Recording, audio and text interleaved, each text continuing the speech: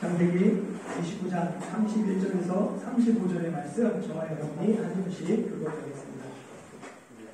여호와께서 레아가 사랑받지 못함을 보시고 그의 태를 여셨으나 라헬은 자녀가 없었더라.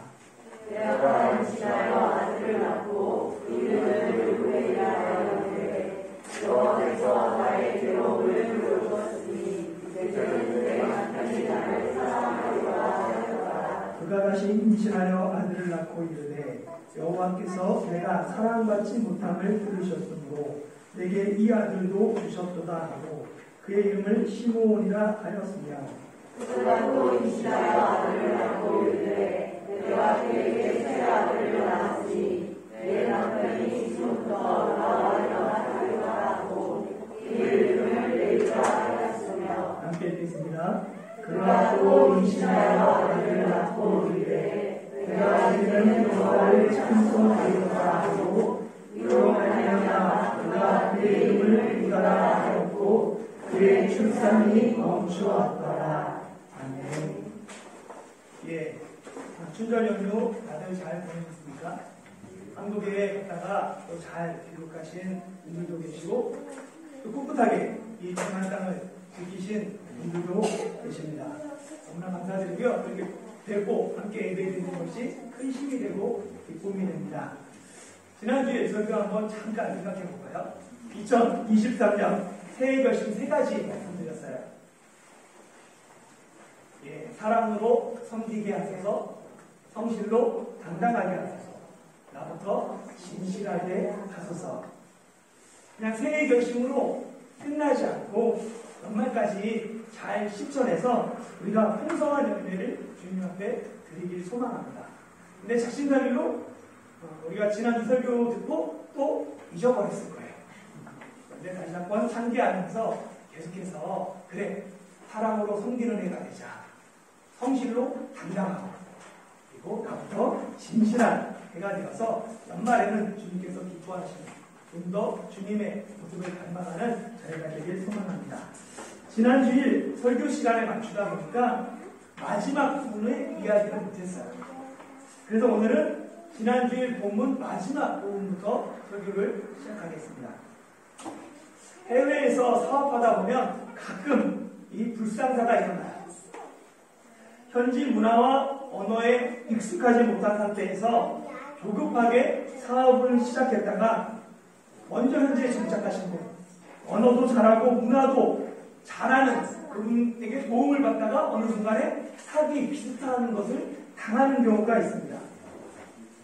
제가 중국에 있을 때도 동업했다가 후에 서로 원수가 되고 막 법정에 소송 거네 이런 경우를 몇 차례 보기도 했어요.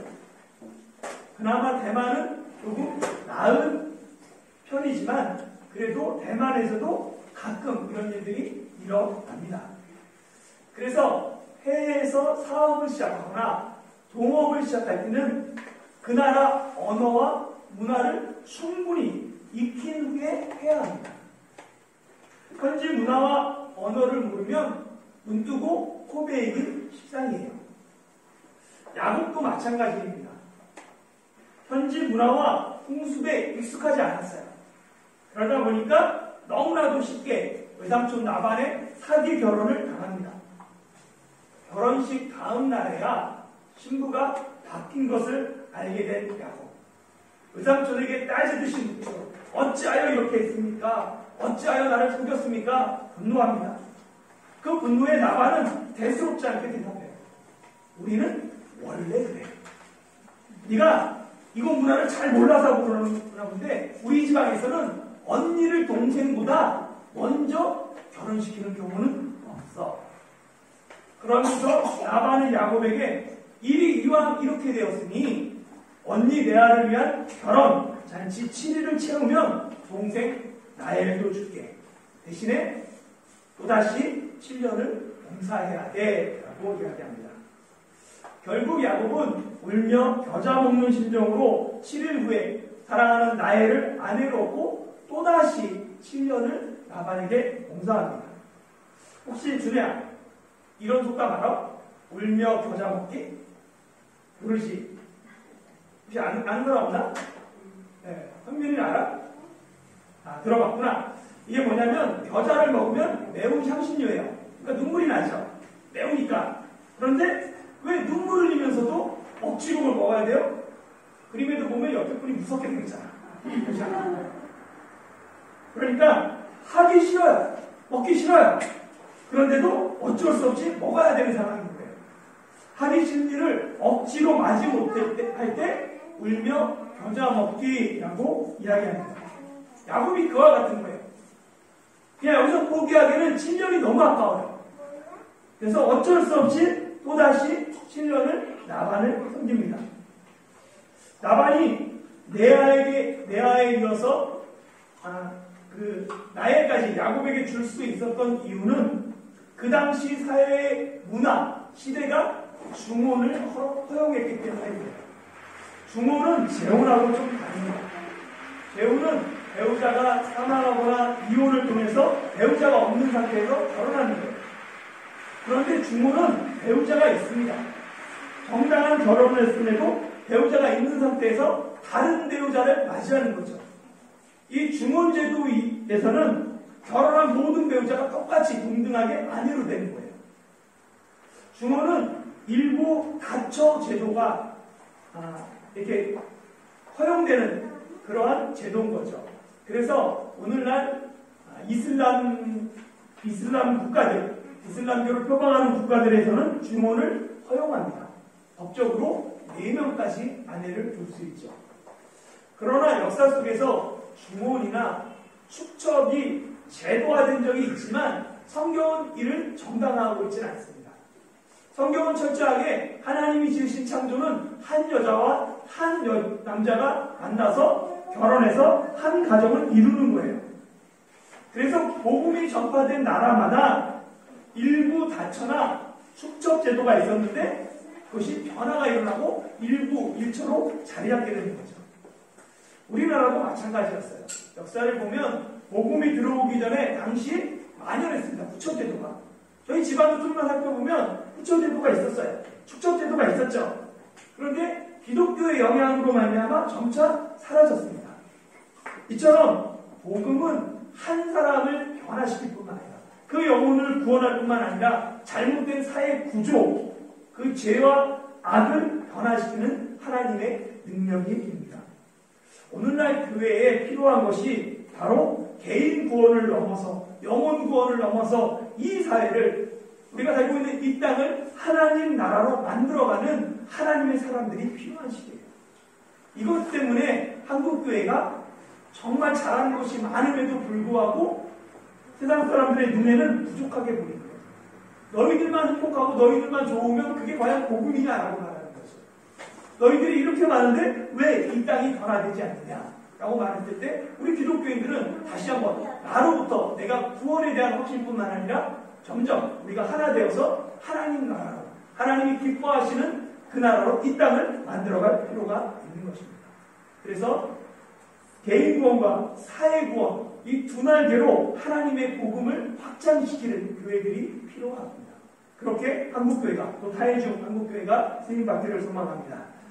이 야곱은 라헬과 결혼했지만 외삼촌의 사기 결혼으로 인해 언니 레아와 먼저 결혼했어요. 그리고 중혼제도를 통해 사랑하는 라헬과 결혼했죠. 이게 2명의 아내가 생겼어요. 아내가 2명 있으면 행복할까요? 잘 모르죠. 당연히 야곱의 이 결혼이 첫 단추가 잘못 끼워지는 바람에 그때부터 이제 바람잘 없는 날이 지속됩니다. 사건 사고가 끊이지 않아요. 결혼 후에 레아와 라헬은 야곱 내 남편의 사랑을 차지하겠다고 서로 다투기 시작합니다. 이 다툼의 결과 야곱에게는 12아들이 생겨요. 창세기 29장 31절 본문부터 그 다음 30장 24절까지 야곱의 여러 아들이 쭉 태어난 순서와 그 과정이 상세하게 기록되어 있습니다. 그런데 이 출생 과정을 쭉 따라가다 보면 이 출생이 자랑스럽다기보다는 좀 남들이 몰랐어요. 남들에게 비밀로 붙였으면 하는 이야기들이에요. 왜 그런지 한번 본문을 살펴보겠습니다. 레아와 라헬의 다툼 왜 시작되었을까요? 한 남자를 두고 사랑을 쟁취하려고 하니까 시작되었는데, 보면 두 아내가 있었던 야곱은 한 아내만을 더 사랑했죠. 라헬만을 더 사랑했습니다. 창세기 29장 전에 보면 18절이나 31절에 보면 야곱이 레아보다 라헬을 더 사랑했다라고 두 번이나 기록하고 있어요. 이 말을 어떻게 보면 야곱이 둘 다 사랑했는데 라헬을 더 사랑했다라고 생각할 수 있죠. 그런데 분명한 것은 결혼 후에는 그렇지 않았다는 거예요. 결혼 후에는 야곱은 레아를 사랑하지 않았습니다. 31절 말씀 다시 한번 읽어볼까요? 시작. 여호와께서 레아가 사랑받지 못함을 보시고 그의 때를 여셨으나 라헬은 자녀가 없었더라. 여기서 보면 사랑받지 못함을 이라고 되어 있어요. 여기에 기록된 히브리어는 세누아입니다. 세누아는 미워하다, 싫어하다, 가증히 여기다 라는 뜻을 가진 4대의 분사 수동태형인 거예요. 중국어 성경은 좀 더 이 원어를 분명하게 얘기했어요. 그래서 보면 가로로 원문 뜻은 빼이헌, 그러니까 미움받았다라고 하고 있어요. 그러니까 레아가 단지 야곱에게 사랑을 못 받은 것이 아닙니다. 미움을 받았어요. 그것도 분사형으로 계속해서 지속적인 미움을 받았습니다. 사기꾼이 자기가 사기당하면 더 분노합니다. 야곱은 늘 사기치다가 자기가 사기를 당하니까 어쩔 줄 모르는 거예요. 그 분노를 누구한테 풀어요? 눈에 보이는 사기의 원흉을 제공한 레아에게 푸는 거예요. 그래가지고 레아를 미워하고 더 나아가 가증히 여기기까지 계속해서 괴롭힙니다. 레아는 자신이 사랑하지 않는 남편과 결혼했어요. 남자와 결혼했죠.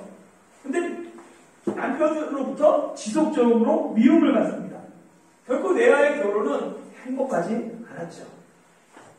아마 레아는 비록 결혼이 잘못됐지만 내가 잘하면, 남편에게 잘하고 노력하면 남편의 사랑을 최소한 받을 수는 있지 않을까라고 생각했을 거예요. 그러나 자신이 아무리 노력하고 헌신해도 야곱은 레아를 사랑하지 않았습니다. 사랑하는 사람과 사랑해서 한평생 함께 살아도 결혼 생활이 쉽지 않아요. 그런데 처음부터 자기를 사랑하지도 않는 남자와 평생 살아야 하는 여인, 그 여자가 레아입니다. 게다가 남편에게 미움까지 받아요.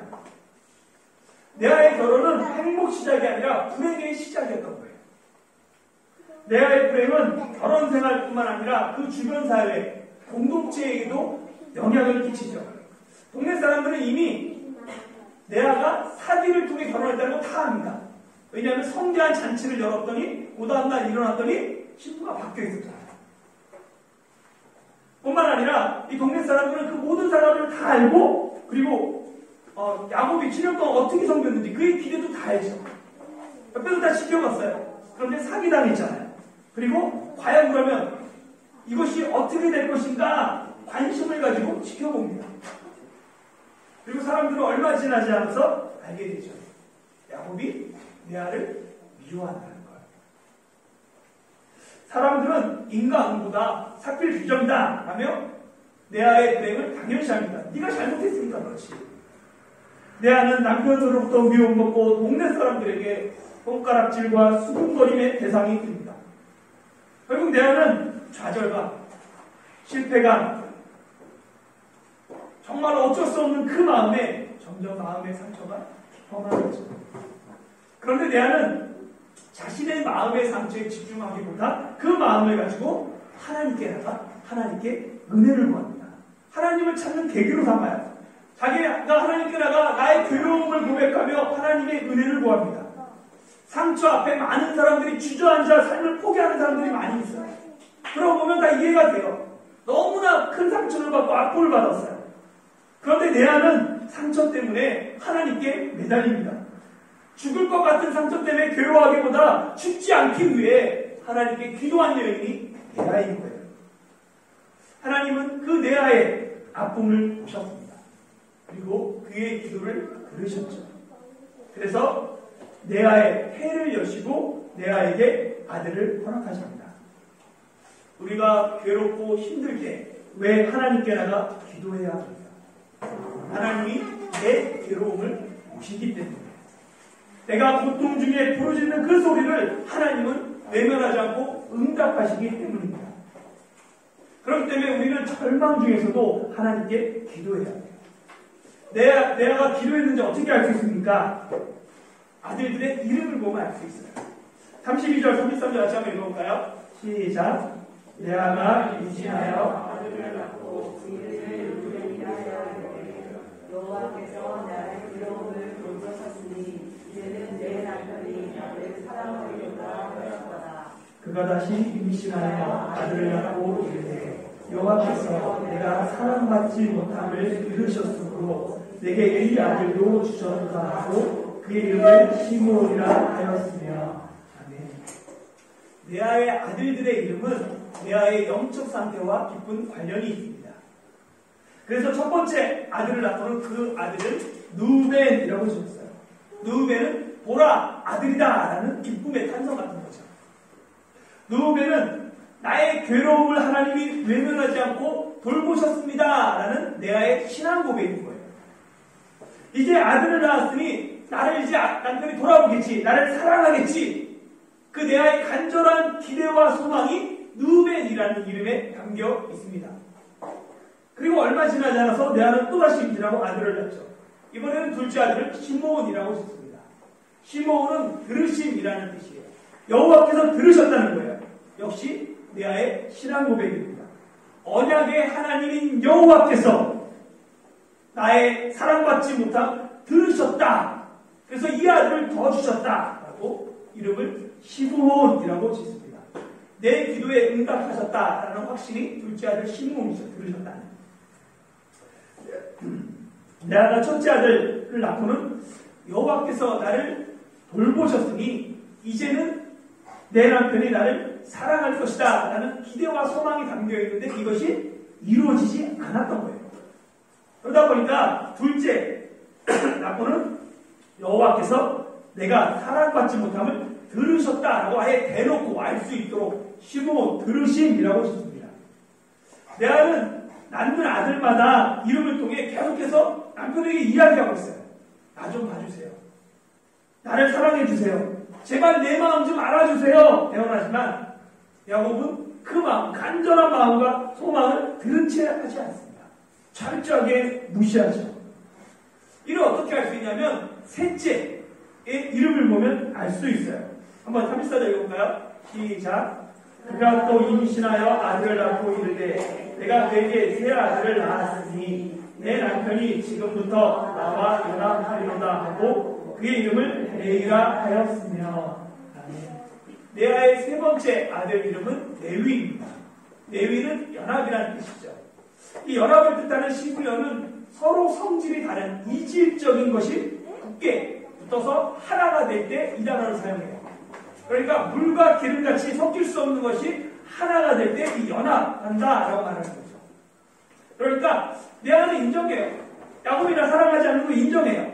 알아요. 당신과 내가 연합하기 쉽지 않다는 걸 알아요. 그러나 이제 세 명의 아들까지 낳았으니까 이제는 나를 돌아봐주겠지. 나와 연합하겠지 기대합니다. 무엇보다 보면 뭐라고요? 지금부터. 그러면 지금까지는 뭐 했다는 거예요? 야곱이 사랑하지 않았다는 거예요. 돌아보지 않았다는 거예요. 쳐다보지 않았다는 거예요. 그러니까 이제 세 명의 아들을 낳았으니까 지금부터는 야곱과 나도 연합할 수 있겠다라고 소망합니다. 루벤, 시므온, 레위. 레아의 이 아들들 이름에는 레아의 아픔, 괴로움, 그리고 소망, 기대가 고스란히 담겨 있습니다. 레아는 부끄러움을 무릅쓰고 아들들 이름 하나하나에 남편에 대한 간절한 그 사랑을 표현하고 있어요. 이런 레아의 간절함과 기대와 소망에 야곱이 좀 변화될 만하잖아요. 최소한 미워하지 않고 마음을 좀 줄만도 하잖아요. 그런데 야곱은 여전히 무심합니다. 이때라도 야곱이 레아의 그 부르짖음에, 레아의 그 마음에 조금이라도 신경 쓰고 알아줬다면 야곱의 가정사는 덜 복잡했을 거예요. 결국 남편의 무정함에 지칠 대로 지친 나에는 자존심에 상처만을 남습니다. 그리고 남편에 대한 기대를 저버려요. 그래서 넷째 아들을 낳고는 유다라고 짓습니다. 35절 말씀 읽어볼까요? 시작. 그가 또 임신하여 아들을 낳고 이르되 내가 이제는 여호와를 찬송하리로다 하고 이로 말미암아 그가 그의 이름을 유다라 하였고 그의 출산이 멈추었더라. 아멘. 유다는 찬송이라는 뜻입니다. 레아는 내가 이제는 여호와를 찬송하리로다 라고 고백해요. 남편과의 간절한 연합을 바랬지만 응답하지 않는 남편이 이제 뒤로 하고 이제는 여호와를 찬양합니다. 지금까지 남편을 바라보고 살았는데 이제는 하나님을 바라보며 여호와를 찬양하겠습니다 라는 레아의 고백이 유다입니다. 레아의 영성이 여기에 있어요. 레아는 괴로움과 아픔 속에서 여호와를 찾습니다. 언약과 결부된 인간과 관계 맺으시는 여호와 이름을 부르며 그 고통의 시간들을 살아갑니다. 남편에게 사랑받지 못하기에 더욱 여호와를 의지하며 여호와를 찬양하겠다라고 결단한 사람이 레아입니다. 우리는 왜 여호와께서 레아의 태를 여셨는지 기억할 필요가 있어요. 하나님께서 맨 처음에 보면 31절을 보면 레아가 사랑받지 못함을 보시고 태를 여셨죠. 레아가 남편의 사랑을 받지 못했기에 하나님께 기도하며 하나님께 은혜를 구했습니다. 레아는 남편에게 사랑받지 못했기에 하나님의 은혜가 레아에게 임했습니다. 왜 하나님이 레아의 태는 여셨지만 라헬의 태는 열지 않으셨을까요? 라헬은 남편으로부터 사랑을 받았기 때문입니다.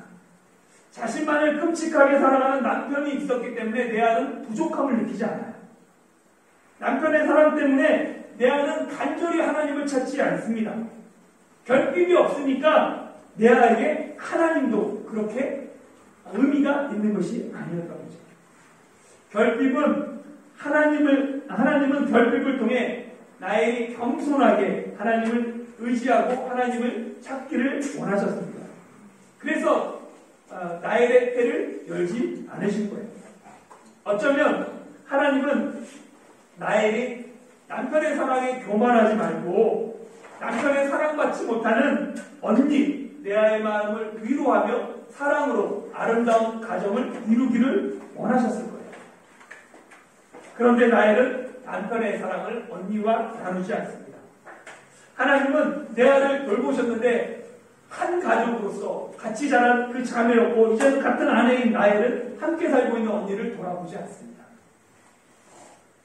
비록 첫 단추가 잘못 끼워졌지만 어떻게 보면 언니 라헬도 피해자일 수 있죠. 그런데 레아는 언니를 사랑과 용서의 대상이 아닌 다툼과 경쟁의 대상으로 삼습니다. 그래서 하나님께 간절히 기도하지 않아요. 이 내용은 다음 시간에 살펴보겠습니다. 사랑하는 성도 여러분, 하나님은 때로 우리 인생의 문제를 정하심으로 우리가 간절히 하나님을 찾기를 원하십니다. 하나님은 우리와 깊은 관계를 맺기 위해 우리 인생의 결핍을 허락하세요. 건강한 자에게는 의사가 필요 없지만 병든 자에게는 의사가 필요한 것처럼 때로는 하나님이 우리를 가난하게 하시고 약하게 하십니다. 그러나 하나님은 세상에 미련한 것들을 택하사 지혜 있는 자들을 부끄럽게 하시고 세상에 약한 자들을 택하사 강한 자들을 부끄럽게 하시고 세상에 천한 것들과 멸시받는 것들과 없는 것들을 택하사 있는 자들을 해하십니다. 미련한 자, 약한 자, 천한 자, 멸시받는 자, 없는 자가 복이 있습니다. 천국이 그들의 것이기 때문입니다. 우리 인생도 때로는 레아처럼 무엇인가 잡으려고 애쓰고 수고하지만 내가 아무리 노력해도 아무것도 잡지 못하는 빈 그물일 때가 있어요. 그래서 때로 실망하고 좌절하고 원망하기도 합니다. 그런데 정말로 내가 잡으려고 했던 그것이 내 인생에서 가장 가치 있는 것일까요? 혹 헛된 것을 잡으려고 애쓰고 있는 것은 아닌지 다시 한번 돌아볼 필요가 있습니다. 레아가 남편의 사랑에 집착해서 자신의 모든 인생을 허비하고 있다라는 것을 깨닫지 못했기에 이 레아의 잘못은, 이 집착은 이후 그의 아들들에게까지 이어집니다. 남편의 사랑을 얻기 위해 자기 인생뿐만 아니라 자녀들의 인생까지 신행한다면 그것이 얼마나 부질없고 헛되고 허무한 일일까요?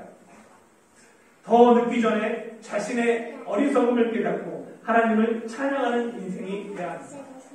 우리의 행복은 한순간에 바람과 함께 사라질 것들이 아닌 영원한 하나님을 붙들어야 합니다. 오직 하나님을 붙들고 하나님만 찬양하는 저와 여러분들이 되시기를 예수님의 이름으로 축원합니다.